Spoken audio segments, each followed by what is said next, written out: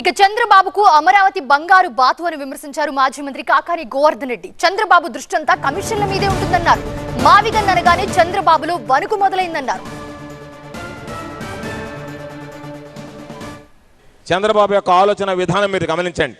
ఏ రోజు రైతుల గురించిలే, ఒకరోజు క్వాంటమ్ వ్యాలీ అంటాడు, ఒకరోజు ఆర్టిఫిషియల్ ఇంటెలిజెన్స్ అంటాడు, జనాలకు అర్థం కాని అన్ని మాట్లాడుతుంటాడు.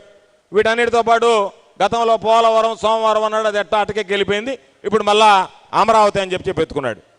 అమరావతి అంటే చాలామంది పాపం అబ్బా చేస్తున్నాడు కదా. అమరావతి అనేటువంటిది చంద్రబాబు నాయుడుకి బంగారు బాతు లాంటిది. కాబట్టి ఈరోజు అక్కడ కట్టేటువంటి ఇళ్ళు కూడా ఆ కాంట్రాక్టర్కి ఎవడికో ఒకటి అప్పచెప్పుంటాడు. అంతకుముందు ఎల్లంటి ఒకటి అప్పచెప్పినట్టుగా హైదరాబాద్లో ఇళ్ళు.